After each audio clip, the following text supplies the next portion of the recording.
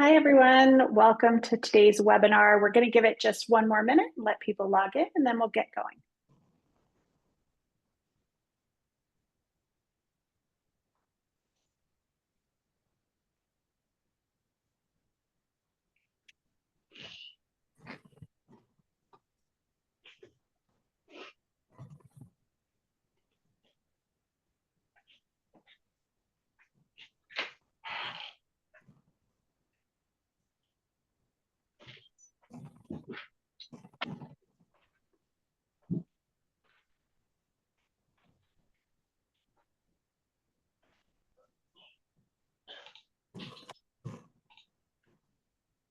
All right, I think we'll still have some folks trickling in, but happy to get started and kick it off. Welcome to today's session, Preparing for the Unpredictable.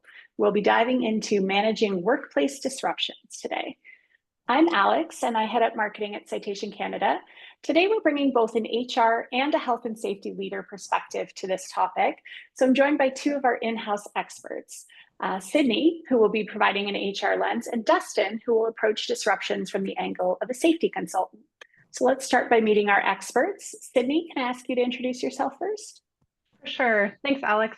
My name is Sydney. I'm an HR consultant with Citation Canada. I've been with the company for almost 4 years and work with businesses just like yours all across Canada. Perfect. And Dustin? And my name is Dustin. I am a health and safety consultant here with Citation Canada, and I have been with the team since prior to our launch of the health and safety platform. Awesome. Welcome, and thanks you both for helping us out today. So just a few quick housekeeping items. We are recording today's session, and we will be sharing the link to the recording tomorrow, so keep an eye out for that.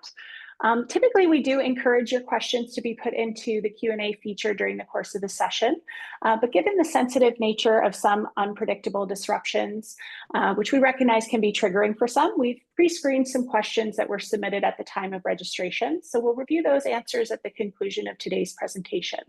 If you have any remaining questions, though, if you're a current customer, we encourage you to call in for further support. And if you're not yet a customer, please do reach out to a solutions expert. We'll be glad to discuss your outstanding concerns. And if you're not sure what else a Citation Canada membership offers, here's just a quick introduction. We are a Canadian headquartered software and services company specializing in HR and health and safety management and compliance. For over 15 years, we've been helping thousands of businesses across Canada to keep their teams safe, engaged, and set up for success. Our goal is to make it easier for organizations to navigate the complexities of compliance while building great workplaces. And of course, one way to ensure a great workplace is to make sure you're as prepared as possible for the unpredictable disruptions that can derail your day or your entire business. So today we'll go over a new challenge we're facing in Canada with a greater frequency and a greater severity of disruptions of all kinds. We'll look at a way to categorize disruptions so that you can best plan to address them.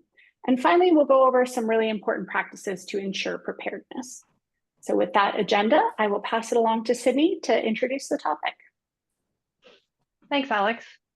So as you can see on this slide, in 2023, Canada experienced its worst wildfire season in history, significantly impacting communities and workplaces nationwide. Even last week, the government of Manitoba declared a state of emergency to protect Manitobans from unprecedented wildfire activity. And it's important to note here that obviously wildfires are a large concern for us right now, but we've also seen increased flooding, power outages, cybersecurity threats, and other severe weather events. And often as we see more of these events happening, they're often happening with a greater severity. So really the question isn't if your workplace will be disrupted, it's how ready your organization will be when there is a disruption. And on this slide, we're going to ask a quick poll, which should have popped up on your screen through the Zoom platform. So we have a couple questions here of which of the following disruptions is your organization the least prepared for? So you see severe weather, wildfires, an active shooter or lockdown, labor disruptions such as the COVID-19 pandemic or a strike, or a cybersecurity breach. So we'll just let this run for a few more seconds and allow people to choose which event you believe your organization is the least prepared for. And there are a variety here, and you might not be prepared for any of them, which is okay as well. I'll just give it a few more seconds. Okay, perfect. Yeah, so as we can see here, active shooter lockdown situations, they don't always present an immediate or a high probability threat to our organization, but it's still essential that we remain prepared for situations due to the potentially severe consequences that they may pose. So I completely understand why that would be an item that we're not prepared for. And it's okay, again, to not feel 100% ready. Today's topics are designed to help you start thinking about what your organization can do to be prepared.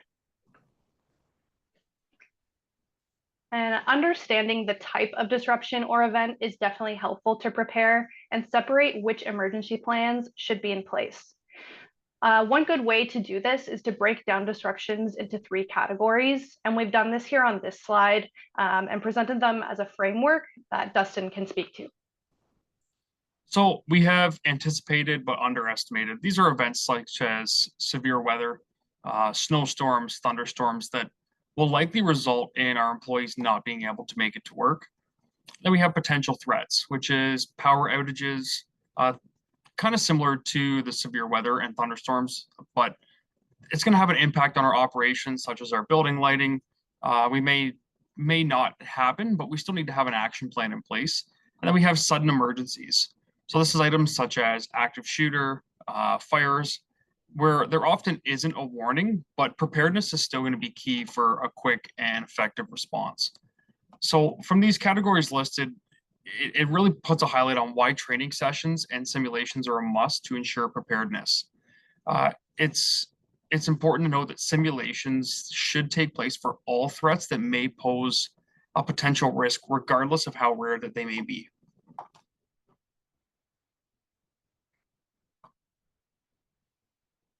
So emergency planning doesn't necessarily eliminate disruption, but it does reduce chaos and ensures that our organization is prepared. So a few key points to kind of support the importance of planning and practice is completing drills and simulations. This helps to build muscle memory and it's going to reduce panic during emergencies.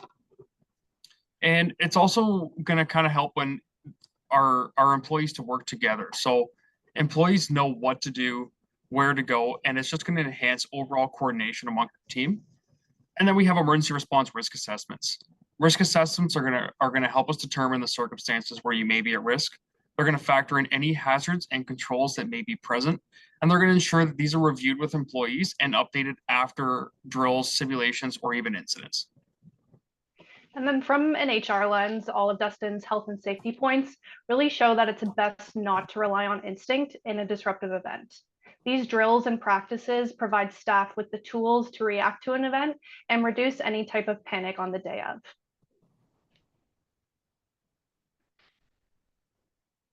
So as we just spoke to there, in the middle of an event, not only do practice and drills help us with our preparedness, but it also helps to have a clarity of roles and responsibilities before an event actually happens. We put together a list of duties that can be assigned to your staff in advance, and these are in no particular order because it depends on the nature of the emergency.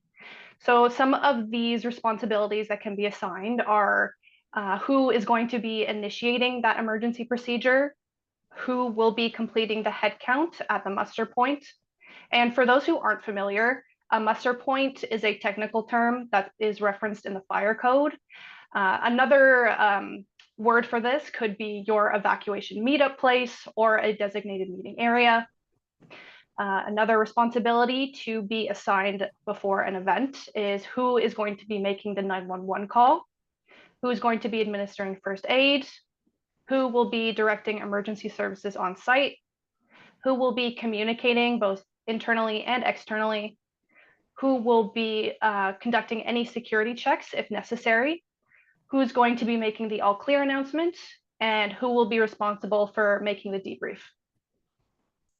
And to Sydney's point there, some of those titles and responsibilities on the slide, they may vary depending on the size of your business. In many cases, we're going to see more than one role or task be assigned to one person. And a couple key points to note here is that everyone should receive the same training regardless of their title.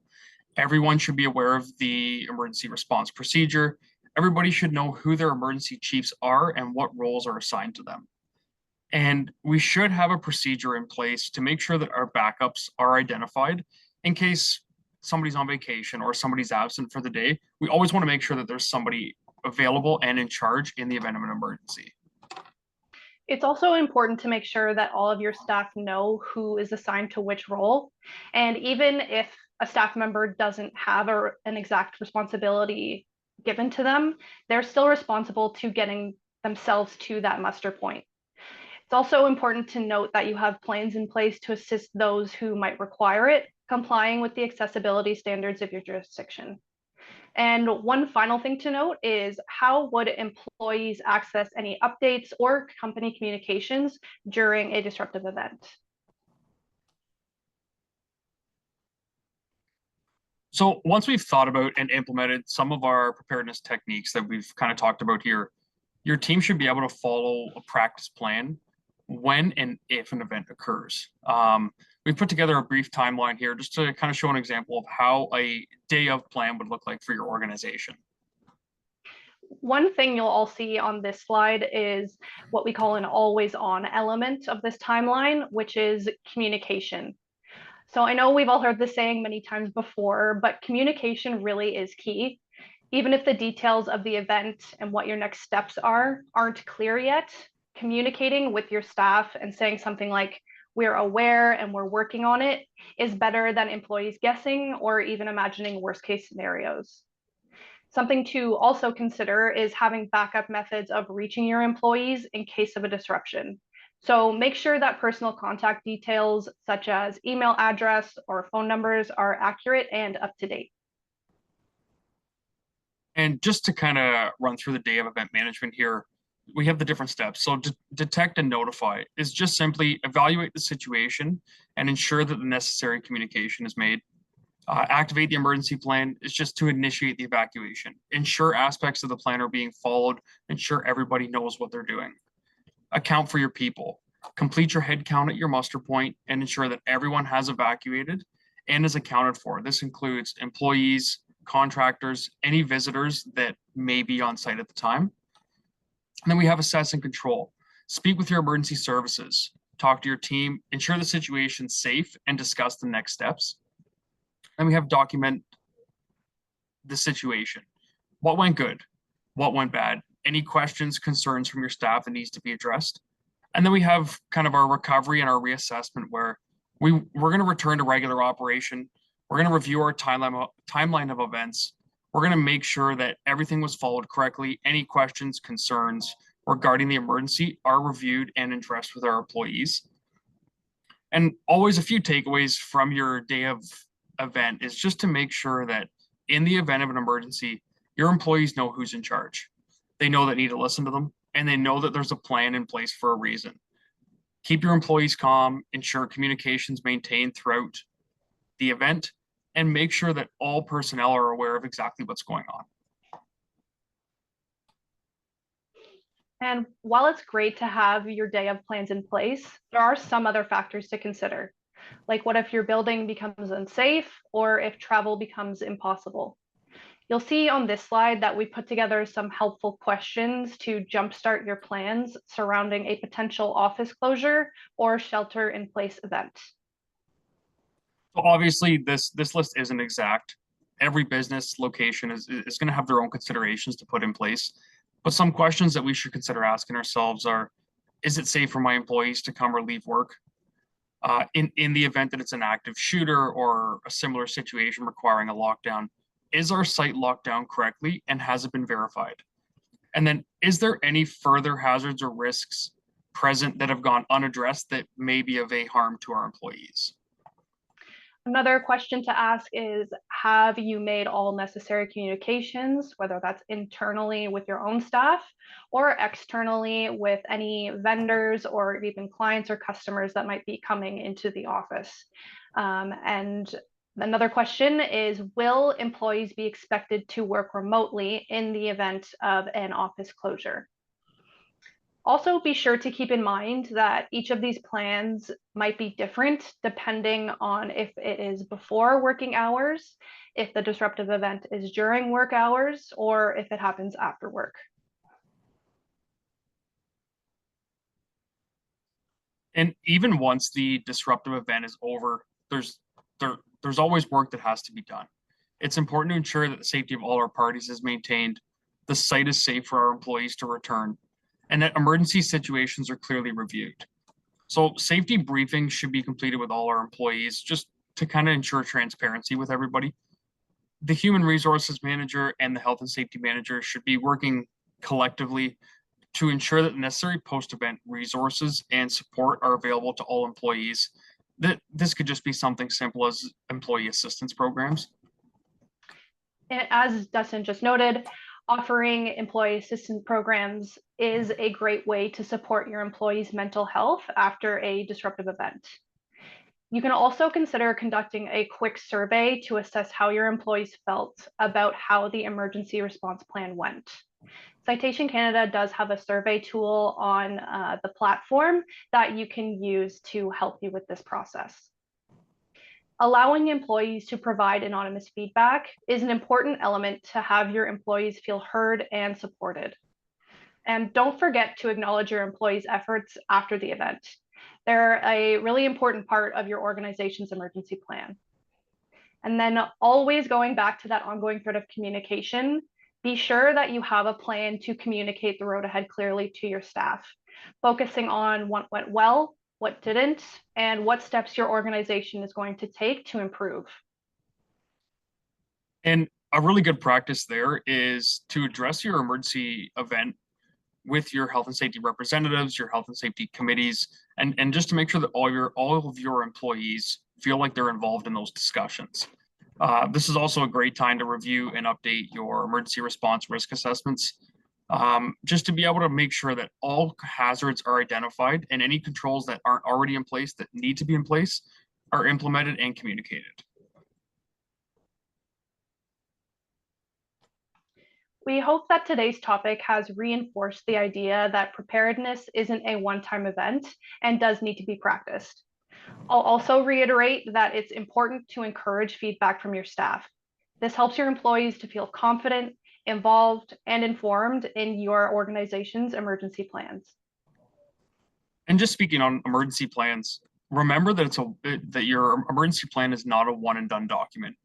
Your plan should evolve and change with each update to your organization, whether it's new roles, moving to a new building, or just overall response to feedback from your employees or your management team. And I think one of the biggest takeaways here regarding preparedness is that we don't let our employee training fall behind. Training and drills should always be a focus simply because regardless of how good our response plan is, often we're going to update and review it. But if our employees don't know what to do, we've failed and we're more prone to unexpected issues to arise during an emergency. So one way to involve your employees is just to kind of help build a culture of preparedness and reward participation in training programs, safety observations. It could be in the form of points that they can redeem or simply just drawing for prizes. Your employees should feel like they can have their voice heard and that their concerns will be addressed and that they will be updated once their concerns have been acted on. The goal is for everyone in your organization to feel informed and ready. When preparedness becomes part of your organization, disruptions become more manageable and your team becomes more confident.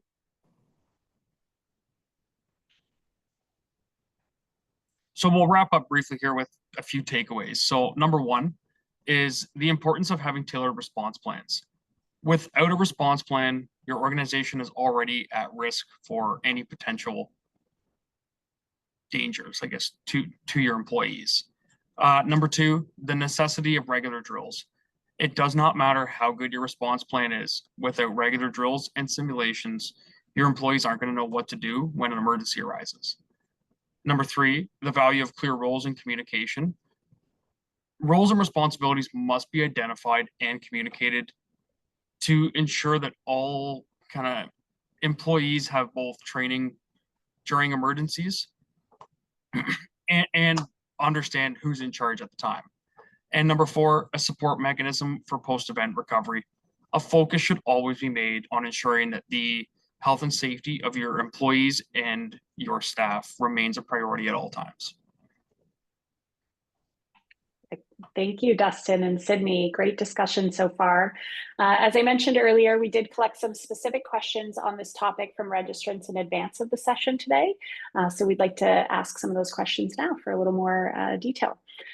So what is mandatory in terms of emergency response plans, particularly in that what is needed for smaller companies versus larger companies?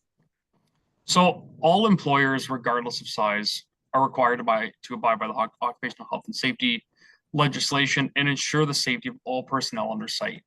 An emergency response plan starts with identifying possible emergencies and assessing the different risks that each one may present. It should outline clear emergency procedures, including evacuation steps, protocols, ways to contact emergency services, and ways to kind of notify internal staff as well. The plan should assign specific roles such as fire wardens, first aiders, and it should include backup personnel in case the primary roles are unavailable.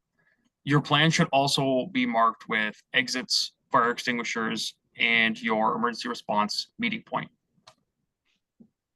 Perfect. You touched on this a little about fire wardens and backups, but what are some best practices when considering hybrid work and its impact on the unpredictability of fire wardens being on site? Yeah, so one approach is just to establish a rotating fire warden schedule. It's just a way for different employees to be designated as wardens for the days that they may be in office. This is just going to ensure that there's always a designated warden present. And another option there is just to assign fire wardens by either a department or a team. It's just going to ensure each department has a designated warden when employees are in office. This is kind of a better fit for smaller groups to be managed, and it also allows for better accuracy of knowing who's exactly on site for your team. And I'll also jump in on this. So for general hybrid work considerations, another item to consider is if an evacuation occurs, make sure that you have someone that brings employees' contact information with them. This way, if you don't see someone during a head count, you can still call them to ensure that they are safe at their remote work location and that they're not still in the building. Makes sense. Slightly different topic. Given the earthquake risk in regions like BC, are there any specific preparedness steps or response strategies that you can recommend for workplaces, especially for offices that may not have on-site safety personnel? Yeah, so you should always start by ensuring that the emergency response plan covers earthquake-specific risks. That's just stuff like structural damage, aftershock, or any kind of complex evacuations. We also want to make sure that roles are clearly assigned to employees who are actually regularly on site. All our staff should be trained in simple safety practices like drop, cover, hold on. And we should identify safe areas within our office where people can take cover during an earthquake. And we should make sure that our office is equipped with earthquake emergency kits. And those kits should just have stuff like water, first aid supplies, flashlights, blankets, dust masks, and just make sure that those kits are easy to locate and are accessible to your employees. Perfect.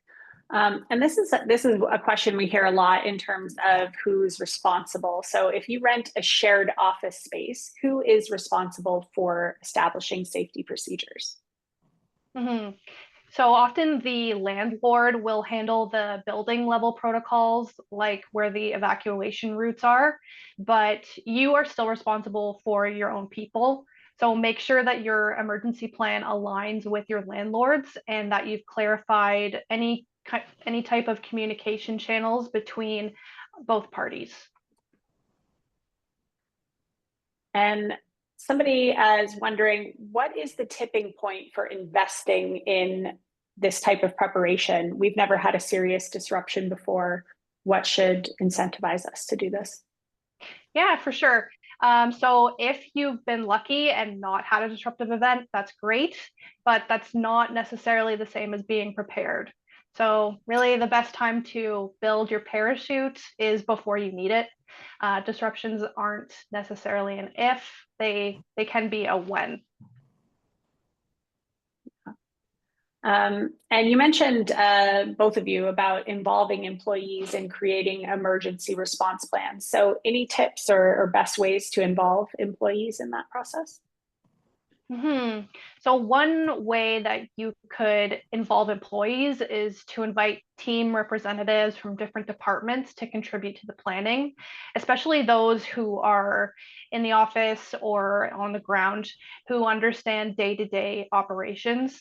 And you'll get a lot more better and relevant ideas and more increased buy-in when you involve employees like this. And let's say we are building our first plan. What is a reasonable timeline that it might take to build that plan?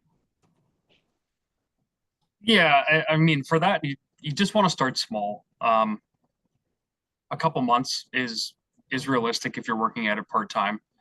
We want to make sure that we're discussing it with our team and kind of focus on, say, your top 3 risks. Your first plan doesn't necessarily need to be perfect. Like we said, it's a living document, and it just has to be something that we can act on. So updates can come as necessary once the plan is actually completed. But I would focus small and just focus on getting a plan in place first. Perfect. And you did mention as well providing some mental health support to employees. Is that something that should be part of your crisis plan? Yes, it definitely should be a part of your plan.